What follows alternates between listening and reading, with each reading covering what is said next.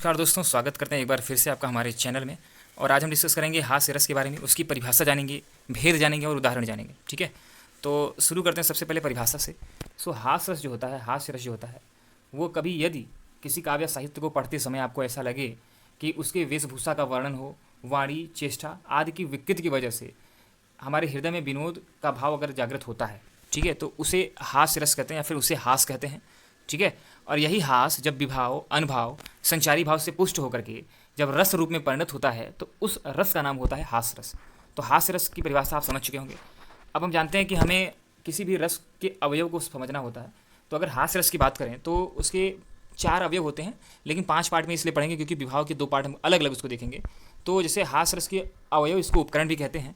तो पहला आपका स्थायी भाव है, वो आपका हास होता है। दूसरा आपका आलंबन विभाव होता है, वो आपका विकृति हो गया, वेशभूषा हो गया, आकृति, आकार एवं चेष्टाएं, ये सारी चीज़ें जो हो गई वो आपका आलंबन विभाव हो जाता है। कई बार आप एग्जाम्पल में देखोगे तो एग्जाम्पल के हिसाब से भी कई चीज़ें चेंज होती हैं।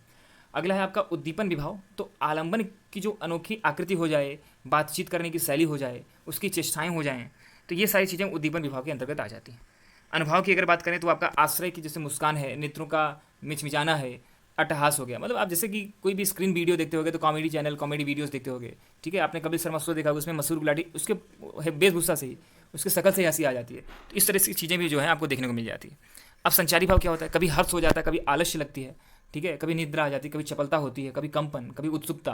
तो अगर ये एक्टिविटी की वजह से किसी काव्य साहित्य में अगर आपको हास्य से लगता है तो वो आपका संचारी भाव से ही प्रेरित होता है। ठीक है, अब एक एग्जाम्पल से समझने की कोशिश करेंगे तो साथ समझ में आए आपको।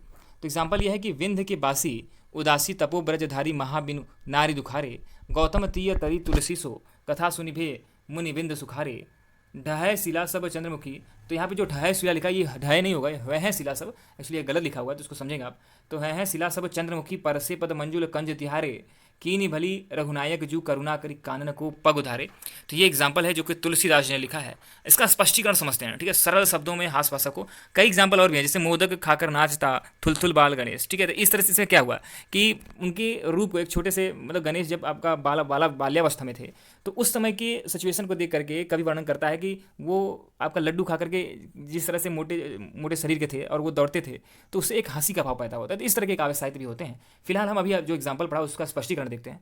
स्पष्टीकरण कुछ इस प्रकार से है कि इस छंद में स्थायी भाव जो है वो आपका हास है, रामचंद्र जी जो आलंबन है, गौतम की जो स्त्री है वो आपका उद्धार, स्त्री का जो उद्धार है वो आपका उद्दीपन है, मुनियों की कथा आदि सुनना ये अनुभाव है, तथा हर्ष, उत्सुकता, चंचलता आदि संचारी भाव है। ठीक है, तो इस साहित्य को, इस पर्टिकुलर हमने जो स्टेटमेंट पढ़ा उससे हास्य रस का जो आश्रय है वो पाठक है, तथा आलंबन जो है वो आपका बिंद के उदासवासी हैं। इस तरीके से ये जो आपका एग्जाम्पल दिया मैंने, इसमें हास्य रस जो है वो दिखाई देता है। ठीक है, क्योंकि स्थायी भाव हास्य का अनुभव होता है, वो संचारी भाव विभाव अनुभव से मिलकर के हास्य रस में परिणत हो जाता है। मैंने एक एग्जाम्पल आपको और दे ही दिया, मोदक खाकर नाचता थुलथुल बाल गणेश।